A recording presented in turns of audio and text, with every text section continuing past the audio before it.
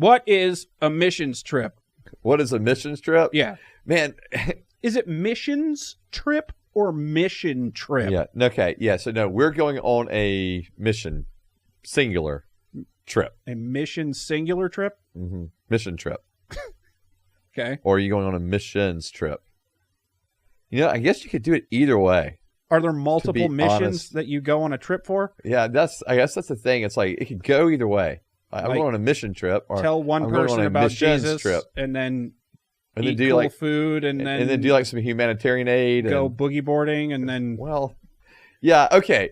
So build a mud hut.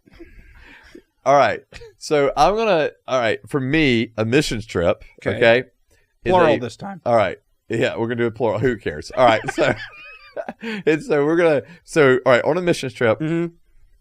For me, it is going and serving. Okay. In another country, sure, for a short period of time. Okay, right. So like you're on a mission trip, you're there for I don't know a week or 2 weeks or something like that. Okay, so that's a mission trip. Okay, and but I'm going and serving and hopefully going and proclaiming. Okay.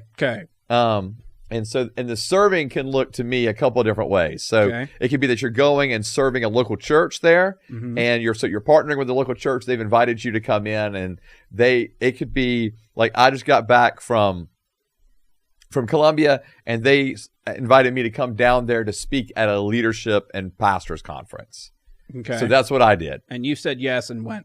So I said yes and went. Yes, and because you don't know how to say no. I mean, I do. I just don't do it probably often enough. But like this local church in Colombia, for example, like I've been going down there with them since 2015 or 2016. Okay. So it's been like a decade of me connecting with them, at least once a year, every year since then, except for the COVID year. So, so really connected with them. We only had one COVID year in Georgia. We really did. Yeah. I forget that actually others had like multiple years. Yeah. Like it was like 2 years or whatever of COVID. Yeah. Like that's insane. I don't know how people made it. I don't either. I mean, seriously, like I was about to lose my mind with like 3 months, and I was like, I'm done. I don't know how people made it longer than that. Anyway, so I started COVID hating myself. So think about where I got at the end of that year. I'm glad you're still here. So, yeah. Anywho. All right. So yeah. So for me, so going down there and serving a local church. Okay. So it could be that they're asking you to preach, to teach, to train, equip. They could be asking you to partner with them in a service endeavor. So it could be that you're partnering with them to, provide, clean water or any other type of humanitarian aid, there. With that local church and in their community. Or you could be going through a missions agency, partnering, with a missions agency, doing similar things, going through a missions agency instead of a local, church. And so that's for me, like the heart of what you're doing. So you're going there proclaiming, you're going there and serving. And again, even if you're doing like the humanitarian stuff, like let's say I've been down to Guatemala before where we were making water filters so that, individuals could have clean water, right? And so that's what we were making, these water filters. And so that's awesome.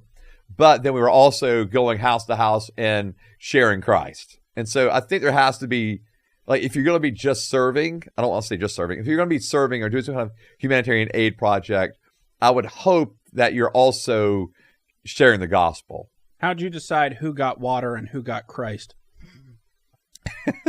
Who got water and who got Christ? Yeah. Well, so we were working with a local church.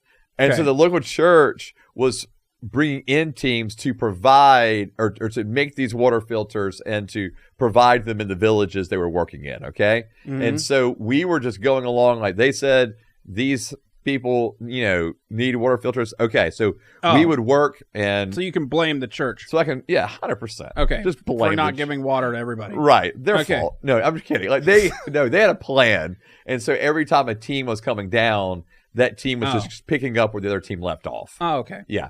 And so the goal was that every house, in that village would have water filters. Okay.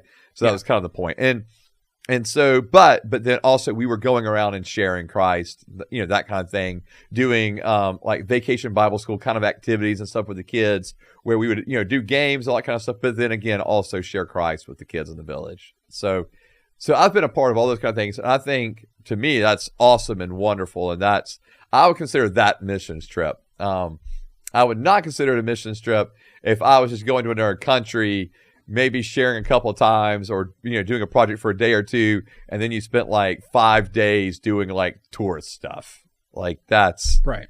No, that's most of them though. I don't think that's most of them. I really don't. Okay, all of them. No, and it's not all of them. But I do think, unfortunately, we build in, unfortunately, too much tourism type stuff.